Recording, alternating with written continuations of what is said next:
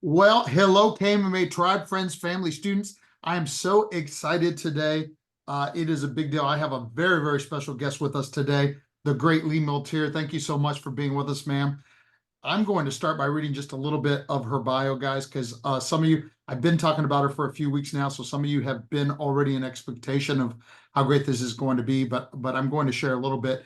Lee's an internationally known and celebrated entrepreneur, visionary, best-selling author, award-winning professional speaker, TV personality, and intuitive business leader. She helps 250,000 people around the world through her coaching groups, the Alchemist Inner Circle and Millionaire Smarts. And she has written 16 books, 5 of which made the best-selling list. And her newest book, by the way, Activate Your Inner Power, a book of guidance messages, is really awesome. And we were just talking offline about it even before we got started. So we will make sure that she gets to tell you about that a little bit. But we're going to talk also a lot about success as an inside job because I finished that recently and have some talks. But she's been on television shows. She's even been the host of television shows. She's shared the stage with Dan Kennedy, Steve Forbes, Dr. Phil, Tony Robbins, Russell Brunson, Jack Canfield of Chicken Soup for the Soul, Deepak Chopra, Joe Polish, Bill Glazer, Robert Cialdini, T. Harv Eker. And look, not everybody listening to this knows all these names, but for me, like any of us that is in the personal and professional development space. Oh, but here's one that for sure my people know: Chuck Norris and TV's Batman. And one of the things, Lee, when I was reading through your bio that I didn't know and I thought was so cool was that you were actually awarded the title of Dame, Lady of the Order of the Imperial and Charitable Order of Constantine the Great and Saint Helen, one of the oldest orders of knighthood in the world. Now that's really cool. Not many people can say something like that. And for all those things and so many more, it's a big deal for me to have you here with us today. I really, really appreciate you investing your time, energy, and attention with my tribe and I. Well, I am excited about being here, and I always love your posts on social media, and it was fantastic to meet you in person in Virginia Beach recently with a Stephen Oliver event, and I am honored and pleased to be here because, as you know, because you were in my audience, martial arts people are my people because they are all about taking responsibility for themselves, creating the results that they want. They always value the quality and caliber of information that's going in the brain. They develop their body and their brain, and they are honorable, integrity people. And as a whole, all that thing is hard to find in one place. Mm. So again, when your industry found me, nobody could have been happier than me. So I am very, very happy to be here. Thank Wow. you. Thank you. Thank you so much for that. And it is a perfect segue into the first question I was going to ask you because, when I was reading your book and your philosophies of success and winning and positive psychology, I actually told you offline now, I was like, wow, your book could be a text for our program because these are the things that we attempt to do through our Black Belt Leadership program that you teach so eloquently on. And for me, honestly, in addition to being educational, it was kind of just a validation of how important these ideas are, the good work that we're doing with our students, youth and older students. Well, thank you. As we said before we turned on the cameras, I wrote this book. I didn't know it at the time, to be honest, but that thing about the teacher always teaches what they need to know. Hmm. And so my quest when I started writing this was to actually learn all of this myself, to embody it myself. And when I would research, and I was relentless about researching, as you could see from all the quotes from all the famous people. I mean, I studied them like my life depended on it because it did. Hmm. If I may, I'd just like to share with the audience a little bit of background about myself so they can put this in context. Yes, ma'am. I was the firstborn from a rancher farmer family, and they want boys. because, you know, they got to have people to work. And so my name is Lee because they had anticipated I was going to be a boy. And I surpassed my father's expectations eventually because he really taught me to be a badass. He didn't have a boy, but he got one in me in the sense of he was a complicated man, I don't mind adding, but he was very big on integrity and honesty and standing up for yourself. And his big motto to me was be anything but average. Mm, Never be average, never follow the crowd, always, you know, stand up for yourself. So he taught me to drive a tractor, shoot a gun, literally put boxing gloves on me at 7 years old. And when my brother was born a couple of years later, we, for my father's entertainment, pretty much duked it out every night in front of him. And in high school, I was really little and I got bullied a lot. And my father would say, well, look, you know, if you don't stand up for yourself, if you don't physically stand up for yourself, regardless of the consequences, they will always bully you. So you might not win the fight, but you're not going to lose the fight. And so that has pretty much determined my attitude in life, that no matter what it is we want, if we have the correct heart for going into it, we're willing to learn, particularly from people who have gone before us, who have paved the path, and that we really tap into our inner being of, you know, where, like, people don't make decisions in the right way. They do what they think everybody else will, the people pleasing thing. mm, You really got to ask yourself, when you're trying to make a decision about something, what gives you the most enthusiasm and an excitement within yourself? And that is the direction you go. mm, And the martial arts field is one of those, again, rare fields that really acknowledges people's determination and progress, and they support them in ways that no other profession actually supports human beings. So when I speak around the world, I always tell parents, I said, look, your kids should be in martial arts in some way. And don't tell yourself you can't afford it, mm. because if you really believe in your kids and you want your kids to have the foundation for true success, they should be in an environment like the martial arts world, where they understand not only the mental capacity that you have, but also the physical capacity that you have. Because when you're strong, you have confidence. And when you have confidence, you don't really normally have to fight. All you have to do is like be there, energized, like, well, you know, I'm here. Yes, ma'am. Yes, ma'am. Thank you. That's great stuff. And we say our mission is that we create confident, competent black belt leaders, prepared to survive and thrive in any situation, and empowered to lead where they're at and into their futures. Like, that's actually my mission statement here. And it's like, I always say, which you have alluded to here, that the student pursuing and attaining a black belt becomes an analogy for success in the rest of their lives. Completely. Absolutely. Because without that foundation, so I know we're going to go off script a little bit, but the foundation of everybody gets a trophy is so hilariously dumb, because then it doesn't bring into the kids the actual feeling of achievement that, you know, I worked hard and I won this. And that, you know, there is no motivation if everybody gets a trophy. It's the worst training that could ever happen to people. Yeah, We have to have competition. We have to build that resolve. And if I don't win this time, and that was my attitude about everything. My attitude was, I'm going to win. It might not be this time, but I am going to yeah, win.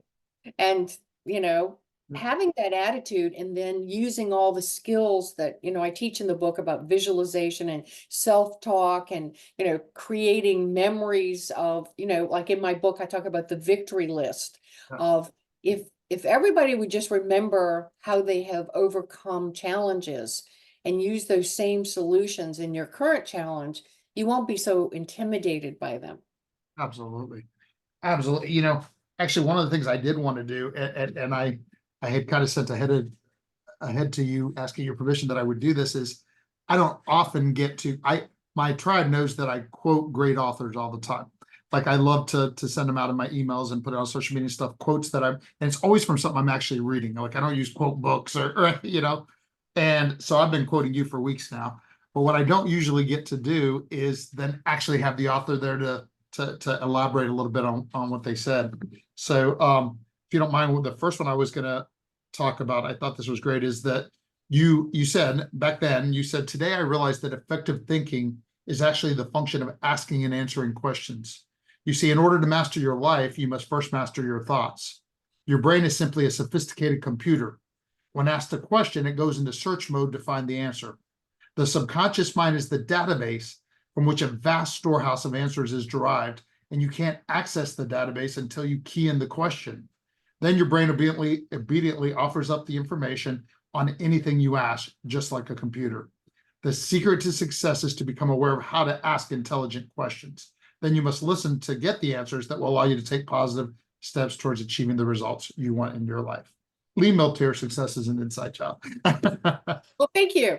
So to give you some backstory, because my dad was a rancher farmer, when we would sit down, it was usually like at 8 o'clock at night because the animals had to be fed and the land had to be tended to, and a sundry of things, always had to happen. No matter how you felt, no matter what the weather was, no matter what day it was, Christmas, your birthday, this stuff has to happen. He would set us down and he would actually say, okay, I've encountered a challenge today here on the ranch, and this and this and this happened. And then he would turn to me and say, and what would you do about that, Miss Lee? Mm, And so he taught me critical thinking starting at the age of about 8 years old by asking me questions. And I'll admit some of my answers were a little, off the chart. But instead of criticizing, he would always say, well, that's an interesting perspective. But what about if we did this? And then he would sort of answer the question for me.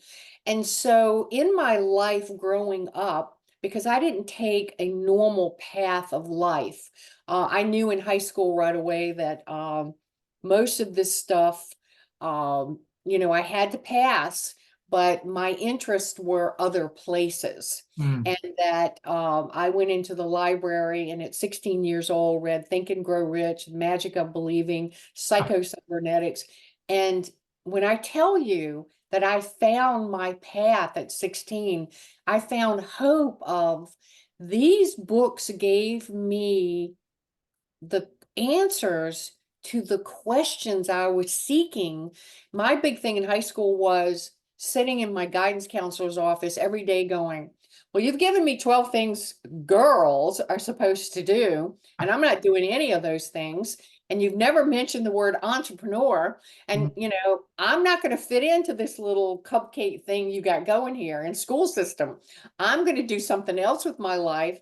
And because I asked so many questions, eventually when you ask a question just like you read, your mind will actually start accessing any information that it's loaded into it. And everybody should rest assured knowing this. Your brain is so powerful. Everything you've ever heard, read, seen, or been exposed to since the second of your birth, and some people say before, Mm, is actually ingrained in your brain. And by asking the question, your brain goes in a search mode and it's matching dots. And mm, that's how intuition happens also. And so here's how you stimulate not only a good answer, but your own intuition, your own guidance system, your own instinct.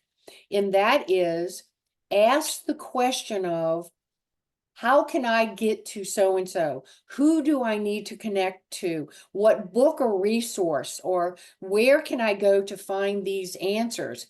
And then relax.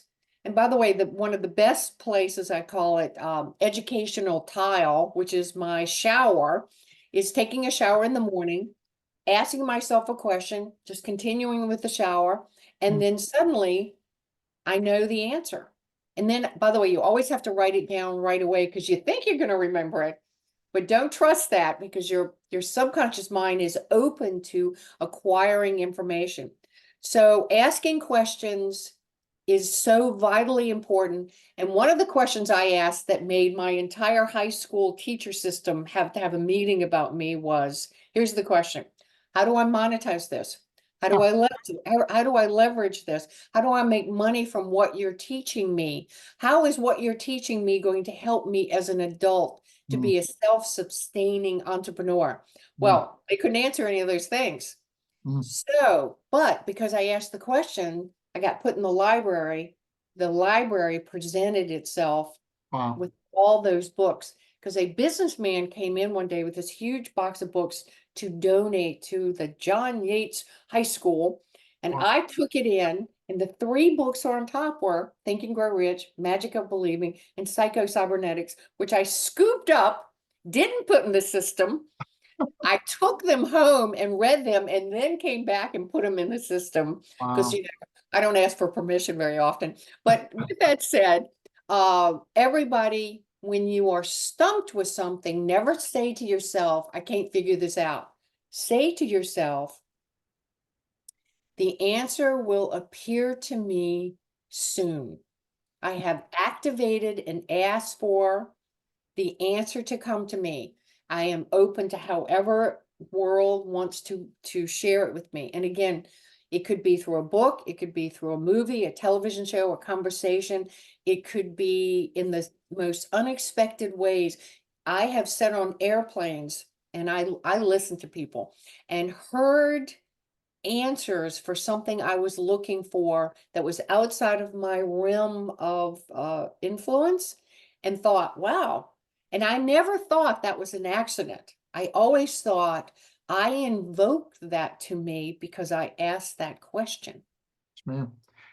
And that's why it's so important, of course, and you talk about this in the book too, that you're asking good questions, right? Because most people ask, you need to ask empowering questions, not disempowering questions. Most people ask things like, why does this always happen to me? Or, they're asking the wrong question, so they get bad answers as well, right?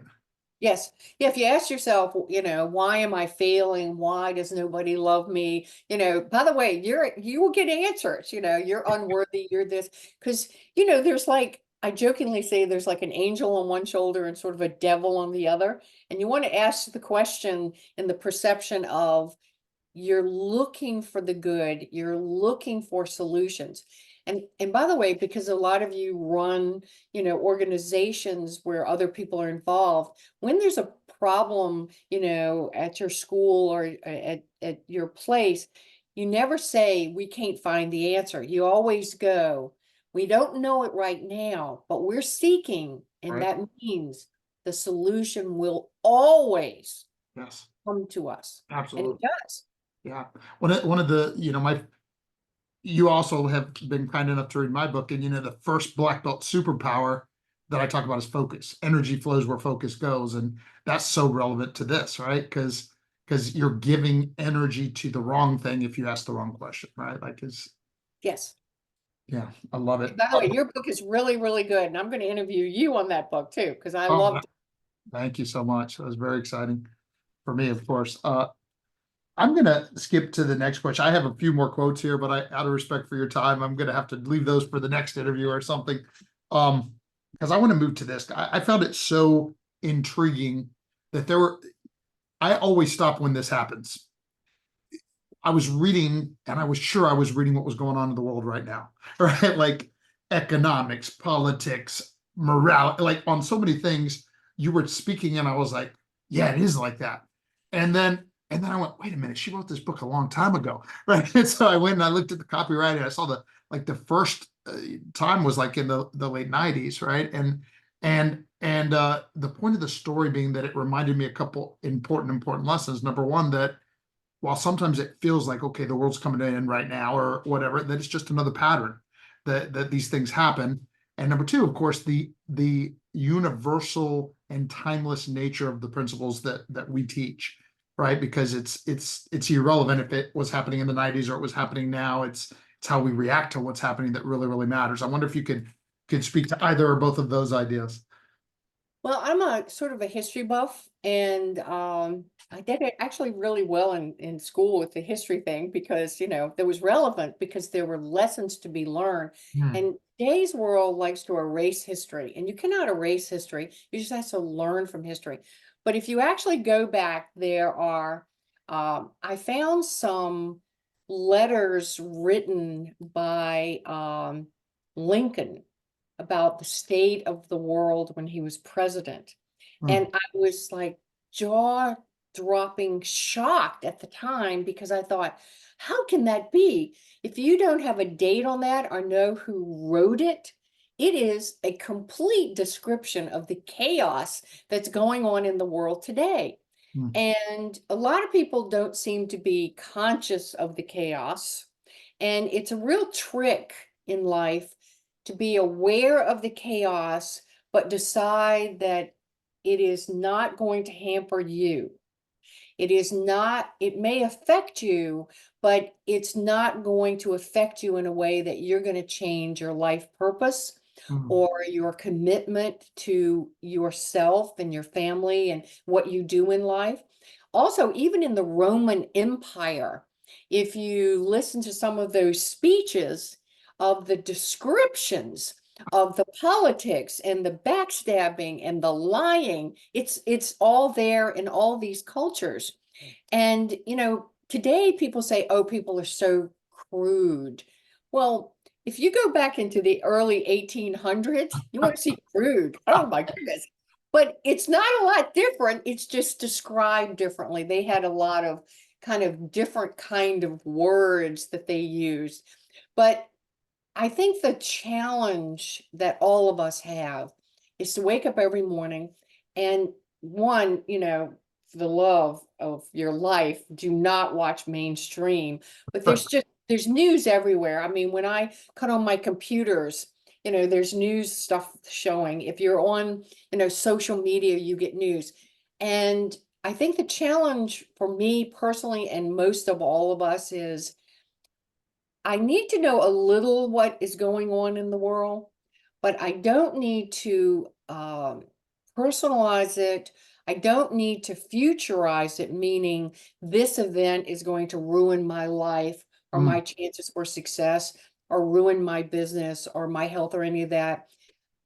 I think a better observation of it is, yes, it's happening, but I am personally going to decide that I'm going to thrive no matter what. Of course. Yeah. And because I'm going to keep my mind on the target that I have set for myself, and everything else is just noise.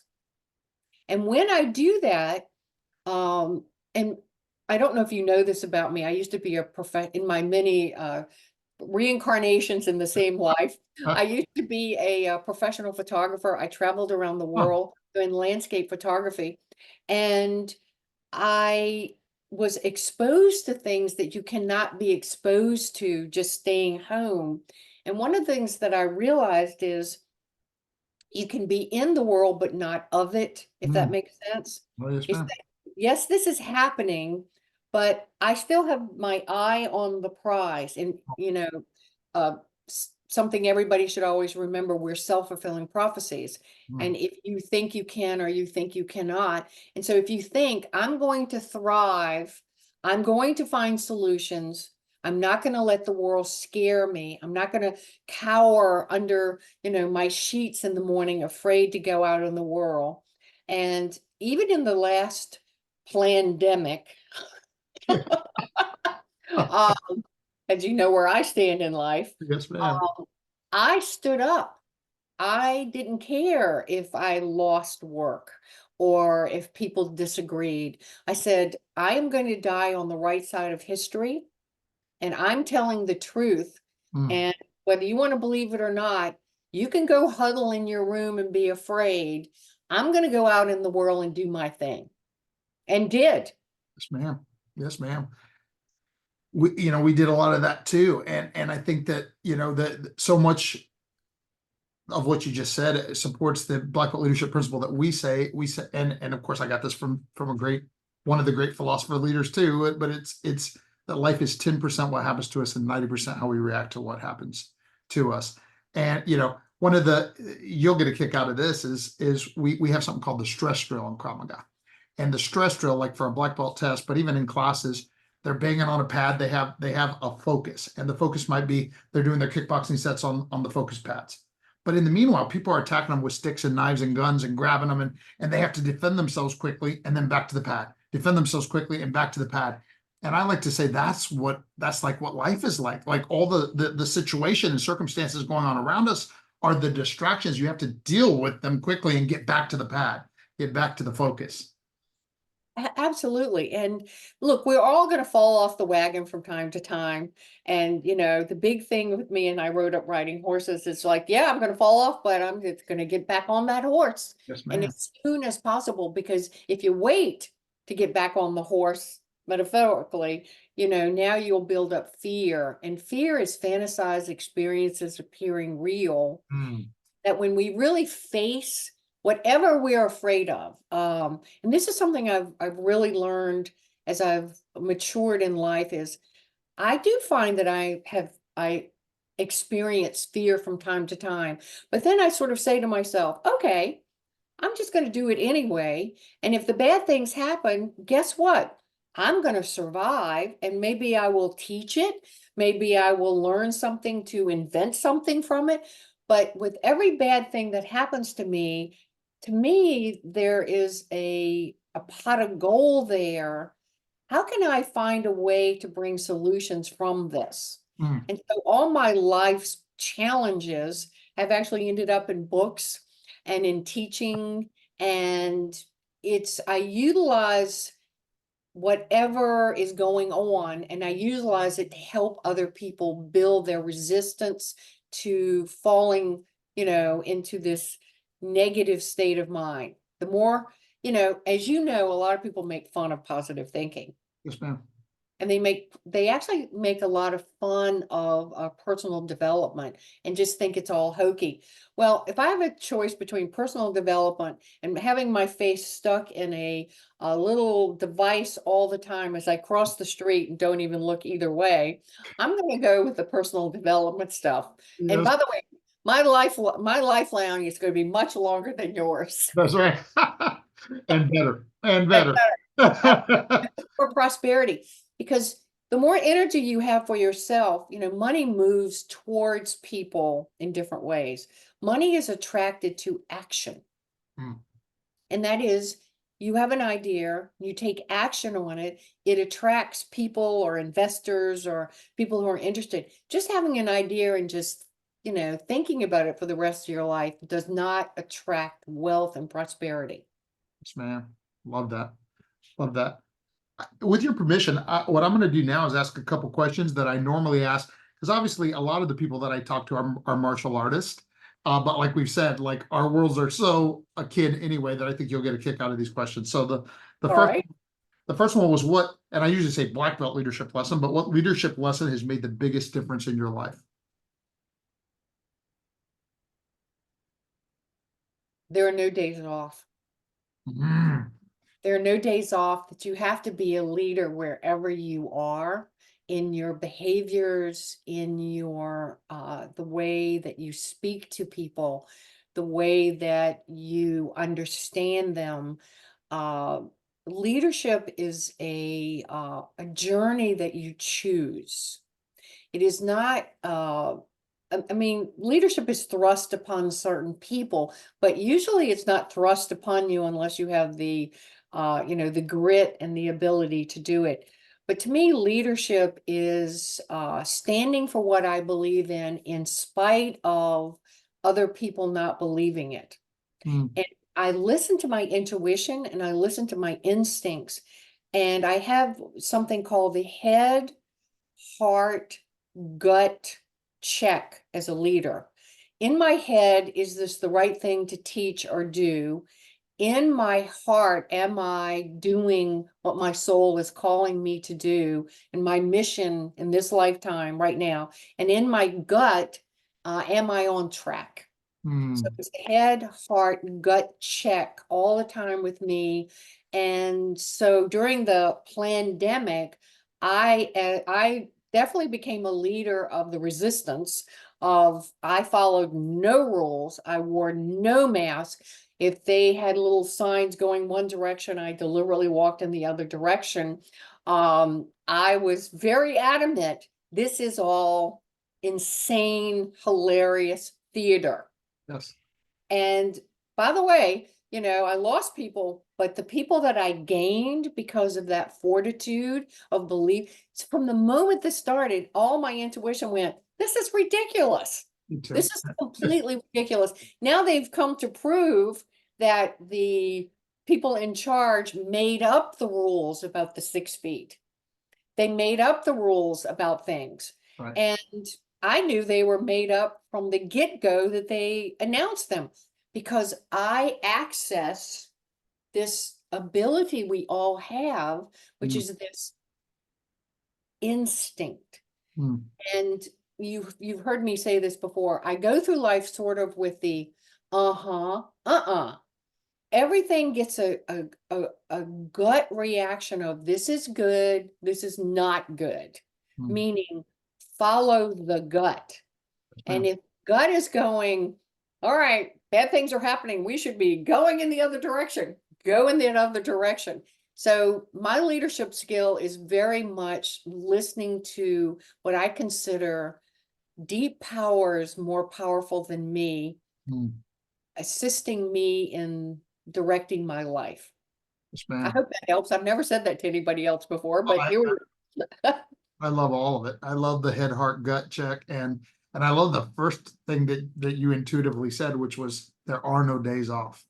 That is so good. Like that you have to be on your best game mentally and emotionally, and what you say and do every day, not just some of the time. That's and let me add to that for everybody who's watching, your your signal is the doorknob of your office. When our office really starts at home, but when you touch the doorknob of your business, you have got to be mentally, emotionally, physically, spiritually ready for the day. You have had to get yourself um in a state of and this, one of my mentors said this to me as a business owner. She said, there are 1,000 problems a day. Just go into your day thinking, okay, so what? There's 1,000 problems today, and I got 1,000 answers. And that I'm not going to take it personally. I'm not going to let it wear me down. I have a power within me, a light within me, that I was chosen to be in this position. And so I'm gonna live this life to the fullest extent. and what I love about everything that you teach, what you just said, and I mentioned to you before we got on that, like this book, as you get into it, it's clearly written to entrepreneurs, but I said, but it applies to everyone. Like the tribe that's listening to this, there's some entrepreneurs like myself, there's some other business leaders like myself, but there's mothers and fathers that what you just said totally applies to when they get home, right? There's whatever anybody, the idea that when they walk in, whatever they're confronted with, they have to be prepared for ahead of time for the positive response, right? Like it doesn't just apply to us as we're both entrepreneurs, but it applies to everybody wherever their calling is, right? Yes, and it's also changing the perspective of, people say this all the time. I mean, like 1,000 times a week you hear it. It's always something. Yes, it's always something because you're alive. It's That's it. always going to be something. Every day of your life, it's going to be something. So stop taking it so seriously. Just see it as part of the landscape. And it's like, I was gone for like a couple of weeks and come home and it's like dishwasher is broken and this is broken. And I'm like, let's just call those people that come fix those things. Just get it fixed. Yeah, it's not a big deal. I'm not going to get all upset about this. It's just a waste of my energy to be upset. It's part of life. Just go through it. I love it. I love it. I know that you have a hard stop here real soon, so I'm selecting one of the last ones, and it's going to be this one. one piece of advice to the white belt version of yourself, to the beginner version of yourself, you're beginning your journey and what you do. If you had to go back and tell that person one piece of advice, what would it be? As I look back in the beginning of my life, I would tell myself to not care what other people thought. Mm, That what really counts in my life is what I think about what I should be doing with my life. Don't follow other people's lead because I don't have a clue. Really take the time to ask myself, what is it I want to do, and have the strength to do it. So the bottom line, really the real question was, I would have been more hell on wheels than I already was. Uh, and even more outspoken and more sticking to my guns and more determined, and not just putting gurus up on pedestals and thinking I could never achieve that, because I've achieved much more than anybody ever expected of me, because I wanted those things. I want this life to be this wild adventure mm, that at the end of my life, I am so excited that I got to meet so many fantastic people, and that I contributed to life in a great way, and that it's been this just fantastic, I love adventure. So the advice I give myself is just go for the adventure you want, because you deserve it. that is so awesome. And that ties to one of the other quotes I had quoted you from your book. Belief in yourself is the starting point for all achievement. It truly is. And also think about the fact that I have been very fortunate, because of all the television and the stages and everything, to meet the most phenomenal people that you listed a great deal of them. And by the way, they all put one foot in their pants just every morning, like everybody else. They all have physical ailments. They all have crazy family. They all have flights that are, you know, don't arrive on time. We all as humans have these mundane things, and that nobody lives this charmed life that everything goes always in the right direction. Your PR may look like that, your social media may look like that, but that's not really true. And that, how courageous and brave are you every day to simply give yourself permission to honestly be yourself.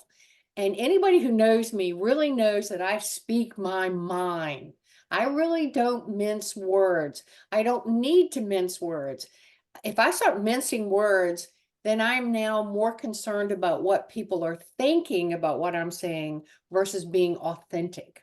Mm, And so being authentic is a very important thing. It also rises you into a level of true leadership, because you've got to speak your intuition. You've got to speak your knowledge in life, and you can do it in kind ways.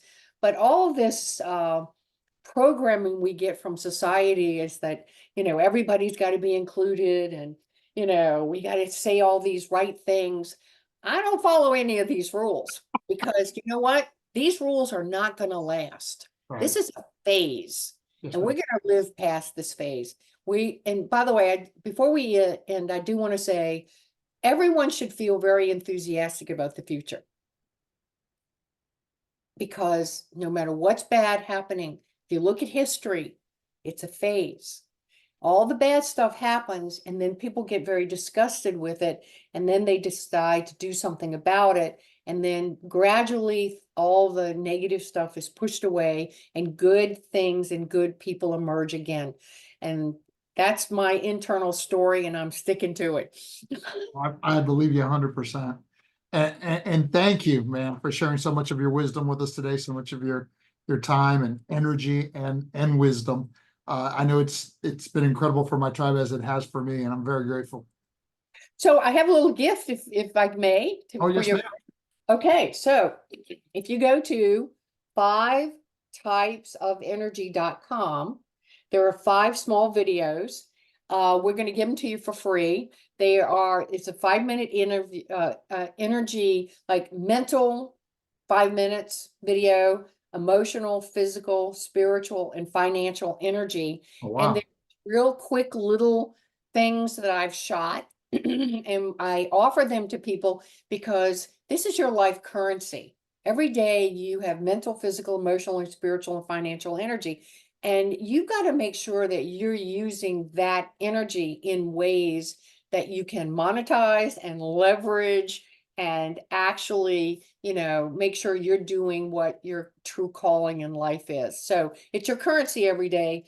School system doesn't teach you that, but those are your 5 currencies. You've really got to master them. So enjoy that. Yes, ma'am. Thank you. That is awesome. Well, Thank you. enjoy the rest of your day, and thank you so much again for spending this quality time with us. I have been most honored and I've had a ball. Thank you. Yes, ma'am. Thank you.